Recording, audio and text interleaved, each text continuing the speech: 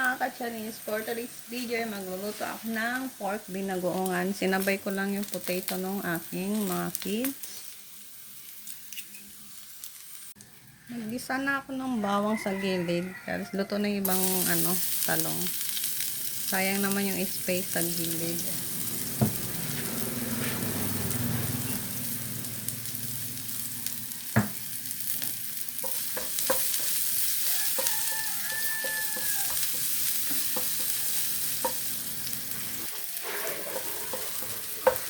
Naghahabol na ako ng oras mga ka-Charis kasi nga magpa 5:30 na lang umaga. Babaunin nila to sa school.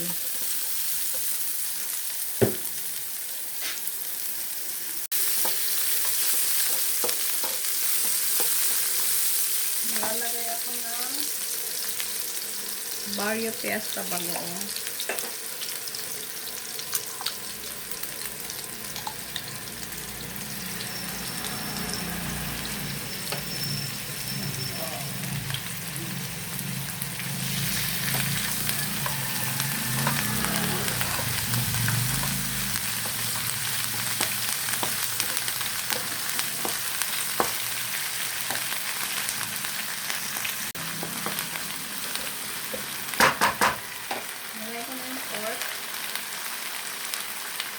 Pinakuluan ko to kagabi para madali lang siya maluto ngayong umaga.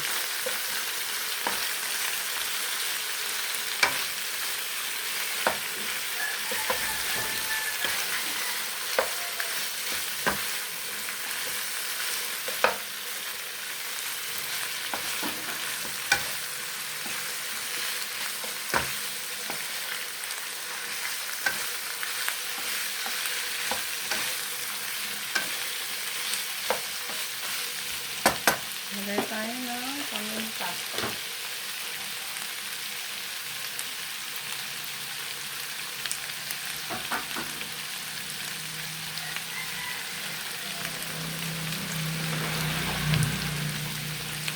Pampalasa. Hindi na ako muna mag-a-add ng asin kasi ano na yan eh, tawag din. Bagoong na yan.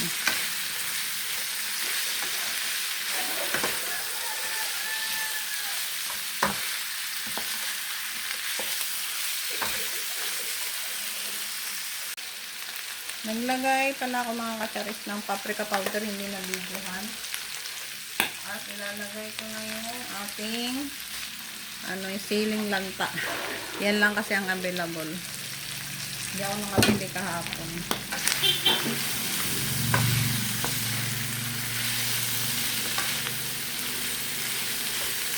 Mag-add ako ng konting water.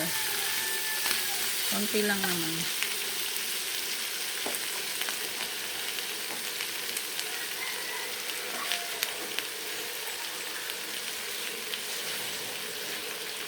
Konting water para lumambot pa ng kaunti yung ating pork. Check na natin mga ka-Charis. Tikman natin kung ops na din yung lasa niya.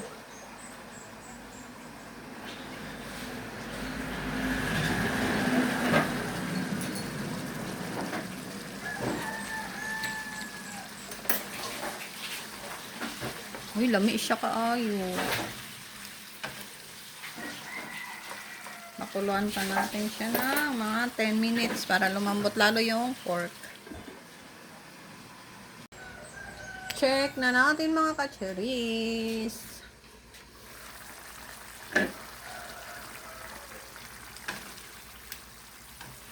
Magano na siya lumabas na yung water ng taba. Mantika ng taba. Hindi siya maanghang. Masarap sana kung maanghang. Yung sili natin kasi lanta na dalawa lang at saka dalawang peraso lang. Nakalimutan ko ba magpabili kahapon.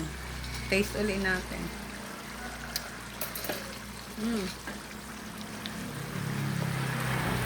Gusto ko nang kumain pero hindi ako kumakain ng umaga.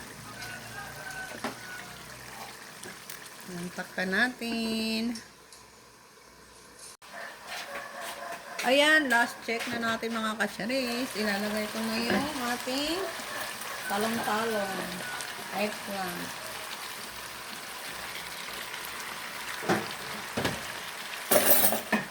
Then, mix.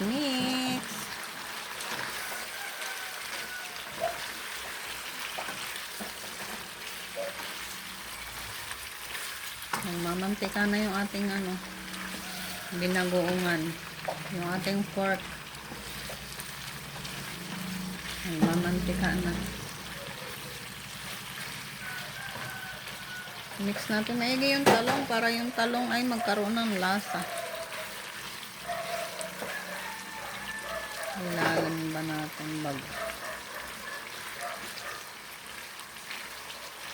Lutuin pa natin siya ng mga 1 minute para ma-absorb nung eggplant yung bagoong.